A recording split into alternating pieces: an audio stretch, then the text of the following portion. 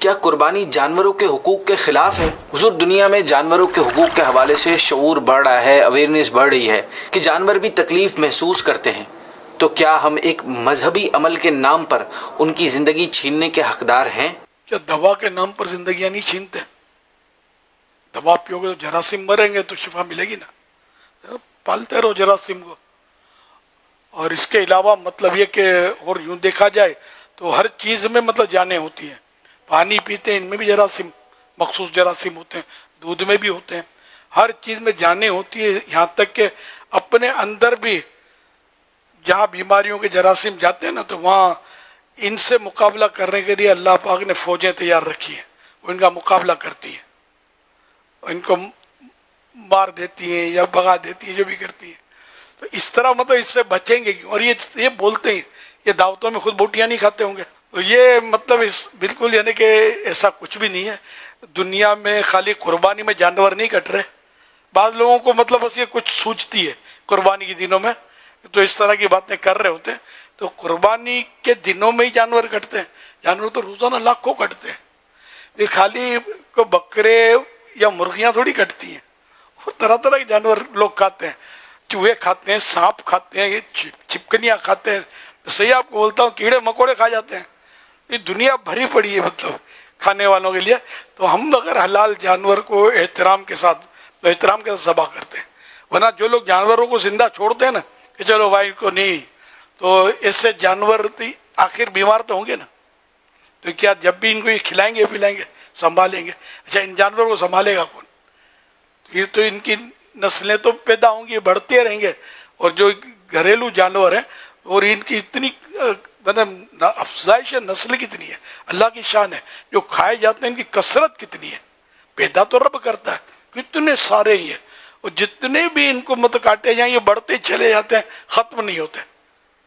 تو اللہ پاک کی نعمتوں کا شکر ادا کریں۔ یہ مسلمانوں سے میں بات کر رہا ہوں کہ الحمدللہ مسلمانوں کے یہاں مطلب یعنی کہ یہ حلال ہیں، تو مسلمان تو اس پر ڈسکس کرے گا نہیں۔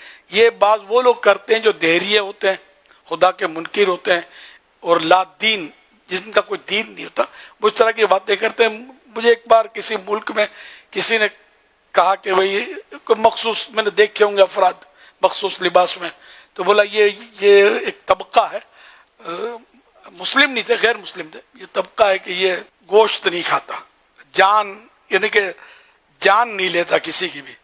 تو میں نے ویسے یہ برجستہ پوچھا اس سے کہ یہ بیمار ہوتے تو دوا پیتے ہیں؟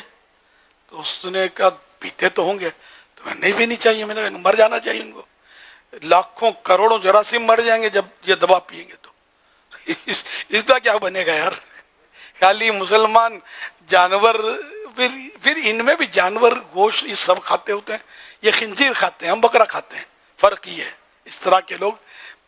اور کیا کیا سانپ بچھو، سب بچھو کا پتہ نہیں ہے، کوئی بھروسہ بھی نہیں ہے، سانپ چوہے چھپکلیاں یہ تو کھاتے ہیں، ان کی تو معلومات ہے، تو یہ کھا رہے ہوتے طرح طرح کے، تو ایسا کچھ بھی نہیں ہے۔ اور اس طرح مطلب کوئی نعوذ باللہ یہ ظلم نہیں ہے، ورنہ تو انسان مرتا ہے اور تکلیف کے ساتھ بعض اوقات مرتا ہے، بیمار ہو کر تڑپتا ہے، تو یہ کس کو بولیں گے آپ کہ بھئی کیا معاذ اللہ یہ ظلم ہے کیا؟ ایک نظام قدرت بنا ہوا ہے، اس میں ہزاروں حکمتیں ہوتی ہیں۔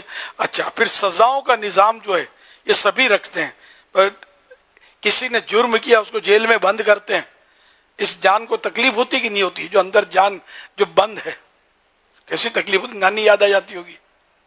اچھا پھر ان کو ہنٹر مارتے ہیں، یعنی جو لوگ بولتے ہیں بھائی جان سے نہیں، یعنی اس کو قتل کا بدلہ قتل نہیں، ان کو چلو قید کرو، تو قید میں تکلیف تو ہوتی ہے نا بھائی، جیسی تیسی تکلیف ہوتی ہے، ایک دن کے لیے بھی کوئی قید میں جانے کے لیے تیار نہیں ہوگا۔